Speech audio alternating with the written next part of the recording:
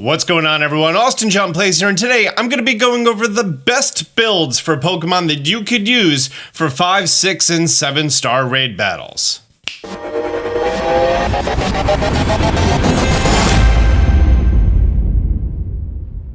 This is a video that I have been working on for quite a while.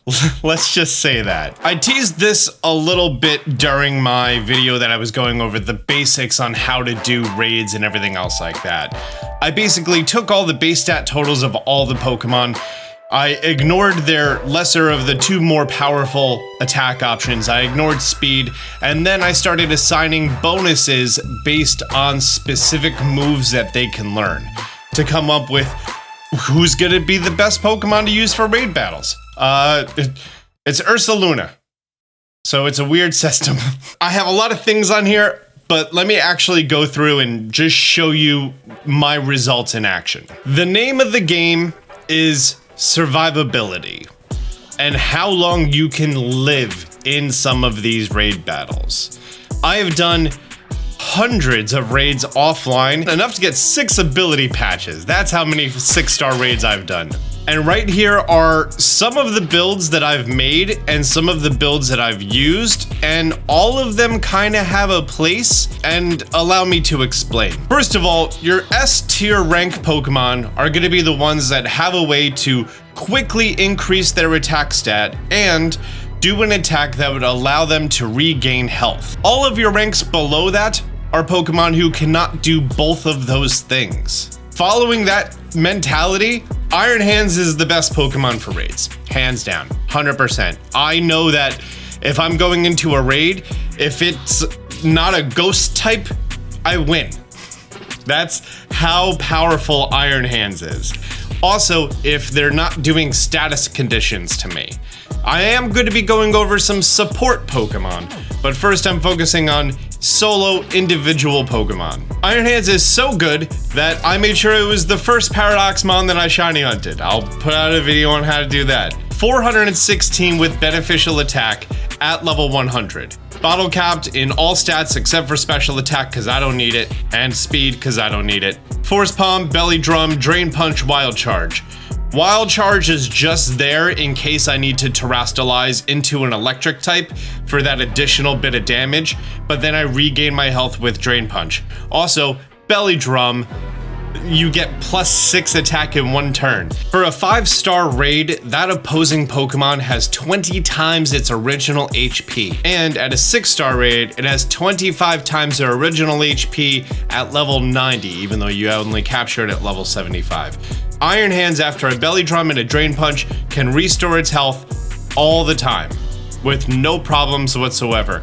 With an Iron Hands, you can take down almost any raid, no problem. I'm just gonna go, I'm gonna find a random 6-star raid. All right, we found a 6-star Grass. That's gonna be neutral, let's go for that. I'm gonna give him his booster energy, and we're gonna head inside. That is a Ceruledge Grass type. There's my booster energy. That's gonna activate my Quark Drive. That's gonna increase my attack. Then I'm gonna go for a Belly Drum. Oh, I'm gonna get burned. Okay. Situations like this, if you're doing co-op, it's nice to have a support mon with you. But let's see how I do with a Belly Drum, Booster Drive, Burn. Here's the Drain Punch. That Psycho Cut didn't really do a lot. Okay, I'd say that's like a 7-8 hit KO, but that health regain, I'm now back up to full. That's the important part. Oh, it has weak armor. This is gonna get spicy quickly. Okay, that was nice. When the shield is up, you tend to not do nearly as much damage with your Drain Punch unless you terrestrialize to a fighting type. The Psycho Cut is no longer super effective. Here's the Thunder Punch. Okay, about 2 of those and the shield is down. When they nullify stat changes to my side, that can really hurt a Belly Drum set when the shield is up. That time penalty is gonna hurt a little bit there. Now that I'm back, we Belly Drum again, and now we start Drain Punching. Oh, there's the shield. The game lied to me on where the shield was. And this should be for the KO. There we go. I took down something that I was not very effective to, with our Iron Hands. Next, I want to talk about Koraidon and Miraidon. If you have 3 Iron Hands in a group that are being sent out, one person should bring a Miraidon. That way you can use the hard-on engine, and then you're going to be activating the electric terrain and everyone's going to get their boost. And then if they're holding booster energy and the terrain fades or changes, then you're going to be fine. In addition to that, Miraidon is great with an electric seed in that circumstance, which is neat. If you're using Miraidon, Charge Beam can increase your special attack every turn. Parabolic Charge works just like Drain Punch, so that you're going to be draining energy. Electro Drift is going to be, if the move is super effective, it does double the damage, so that's a 200 power if it's super effective, plus calculations, plus stab, plus Tera, plus everything else. And I don't know why I gave it Power Gem. So between these 3 moves, not only can you increase your special attack every turn, but you could also drain energy, and then when you need a big hit, Electro Drift is there. Because of Miraidon, that's the reason I want to change my Iron Hands to a fighting type, because this can build up pretty fast. Likewise, you have pretty much the exact same thing here with Koraidon with a little bit of a change. I don't think he has any moves that are going to increase his actual damage output. He has Screech, which is nice, and you have Breaking Swipe to lower the opponent's attack. There's no additional move that we can learn here, like Power Up Punch would be great, but it's not in this game. We have Drain Punch, which drains health, Collision Course, which does double damage, Brick Break, which is useful to get rid of Reflect and Light Screen, and Flamethrower for no reason at all. These 2 come in pretty much the same level as Iron Hands, if not just slightly under, so it's like an S-.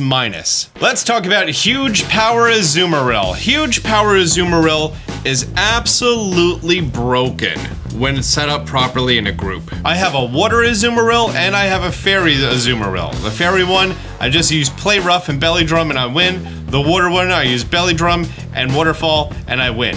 How broken is it? I decided to go in my Discord and play with some friends last night, and here we are in a Miss Magius raid where I used Grimmsnarl Prankster for taunt.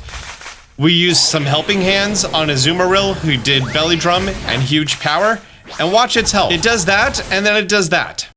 I have more clips of it doing the exact same thing, but if you have a Helping Hand with Azumarill, and then especially if it's helped out by a Grimmsnarl or a Berserker for support, it's a one-hit win.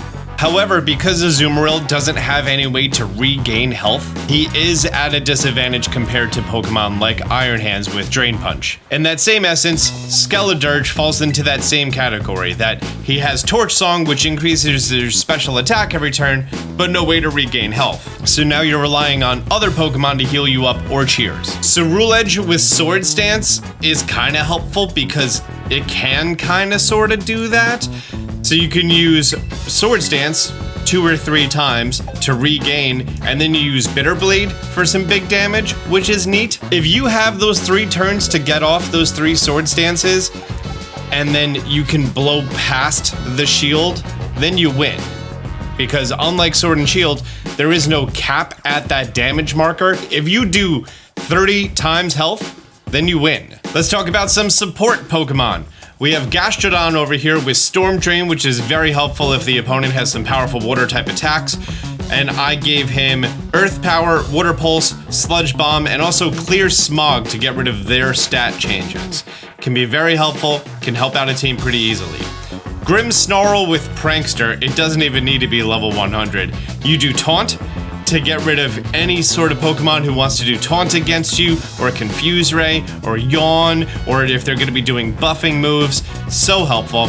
Give him Light Scream, Swagger if they're a special attacker, or what's the other one? Flatter if they're a physical attacker, and Torment so they can't use the same move 2 turns in a row. You can eventually avoid most damage. Steely Spirit Berserker. I found Berserker to be more helpful as a support mon for other Pokemon, but if you have 4 people who all have an ability patched Berserker, then yes, it can be helpful. What's the build? I read up on the build. I didn't want to do the build. The chance of 4 people beating 100 raids at 1-to-1 odds for an ability patch for you to have Berserker, it's a little bit ridiculous. Attack and HP, you have to hold a metal coat, has to have Steely Spirit, and then you want to Taunt, Cheer, Iron Head, everyone else does Screech, Attack Up, and Helping Hands. And then on turn 3 you win. Well, with turn 2 Azumarill huge power, we win. So there you go. Once we're at the point that we're in the post game and everyone has the same Pokemon, cool. But also if it has a fire or fighting attack, you're not gonna live past the first turn, and your speed isn't that great, so you may not get off the taunt. That's where Grimmsnarl comes in. Okay, I've put them in a more organized order as sort of the rankings here. S rank, Iron Hands and Miraidon. And then A rank are gonna be Pokemon who have a way to heal up and maybe a way to increase a stat. That includes Ceruledge with Bitter Blade and Sword Stance, Slitherwing with Leech Life and Bulk Up. You also have Morning Sun on there. We have Brute Bonnet with Giga Drain, and then he's also just really great. Koraidon with Drain Punch and Collision Course, but he doesn't have a way to boost his attack so he can heal up, but he does better damage than the Pokemon who just have a way to heal up, which are down below. Then you have your Belly Drummers without a way to recover health. That include Azumarill and Cetitan. Really want Cetitan to work. I just haven't found a good way to get him to work without a lot of support, because that belly drum takes half his health and ice is not good defensively. And then we come to Pokemon that has an attacking move that can also increase that same stat, being Electros with Charge Beam. Wo-Chien has just a fantastic recoverer. If Wo-Chien is on the field, it won't die, no matter what. And with grassy terrain, it can actually help out your teammates a little bit, so that's nice to have on there. Skeleturge, Torch Song, we talked about him, I'm sure you're familiar. And then we come down to the bottom list that I thought were gonna be a lot better, like Baxcalibur. I haven't gotten it to work well. Also, I made a grave mistake in thinking that Glaive Rush made my next attack do double damage, but no, it makes the opponent's next attack do double damage to me. Tinkaton, I love her. She was during my playthrough. She doesn't have the stats to keep up. She can tank okay, you know, she has some okay defense, but as far as damage output, she's outclassed. However, she's the only fairy on here, which is cool, unless you have a fairy Azumarill. Chi-Yu is actually a pretty awesome special fire type with Lava Plume, Overheat, Will-O-Wisp. Ruination is useless against these, by the way. It only does half of health of one of those 20 or 25 segments. Moon Knight, he works. He's a good special fighting type. He's immune to Will-O-Wisp reduction, but he's outclassed by several others. Honestly, I built up this King Gambit, but I've just never used it. When it came to Steel, I think I just usually pick something else because most things that Steel are super effective against, I could just use Fighting instead. Actually, I struggle on Dark a little bit. Oh no, for Dark, I have Ceruledge over here, who's Ghost. And then I also have Great Tusk down here, who is my ground type, and he pretty much never sees the daylight. I have my 3 support Pokemon that I use whenever I'm doing co-op. There's the Berserker strategy, but honestly, these 2, Iron Hands and Miraidon, some of the best in my opinion. I found Gimme Gold to be pretty useful against Pokemon that are gonna constantly try to do statuses to you because of Good as Gold. I have still gotten status conditions. I think it's because of secondary effects of moves, like Blizzard can freeze you, stuff like that, but you're immune to like Will-O-Wisp and Confuse Ray. In addition, also know that Misty Terrain can prevent statuses of everyone, including preventing the confusion as a result of Outrage, so that could be useful if you're trying to support a dragon. Gholdengo is useful if you're trying to do a solo raid and they have lots of status conditions, because your teammates always focus on status conditions. They're always going to be paralyzed or burned or poisoned. Hex is going to be useful. Nasty Plot to give you +6 after 3 turns, and Make It Rain only reduces it by 1 turn. You're going to have to use PP ups on him. That's probably the worst part of it. I still have my Gholdengo built up for regular playthrough. I would have to go ahead and get rid of all my speed effort values and give him HP. I mean, he could take down a 5-star, no problem. When it comes to 6-star, it's a little bit more rough. Any of the Pokemon that I've shown you today can take down a 5-star. So now that I'm up +6 in special attack, if I were to go for Hex, even though he doesn't have a status condition, probably do some really good damage. Yep, some really good damage. So because he has a way to get +6, he falls into the second row. Looking back at the chart, who are some other reputable ones? Galarian Slowking, when he comes over, he's going to be great. Ursaluna is going to be absolutely broken in the same way that Iron Hands is, but better. Actually, I messed up on the code consistency between Iron Hands and Ursaluna. With the consistent calculation between the two, because they both have Drain Punch and Belly Drum, Iron Hands' adjusted base stat total is 1184 and Ursaluna is 1145. So Ursaluna comes in just below Iron Hands, especially for the Drain Punch not being Stab. Ursaring, but it's normal type, so it's not the most useful, to be honest with you. It only gets Belly Drum. I did build up a Slowbro build with Drain Punch and Belly Drum, but his attack stat of 95 just falls so short so quickly. Maybe if I had a Tera fighting type, but at that point, why not just use a fighting type? Zangoose is also on here, but he's normal. And then we have Azumarill, Greedent, who's normal.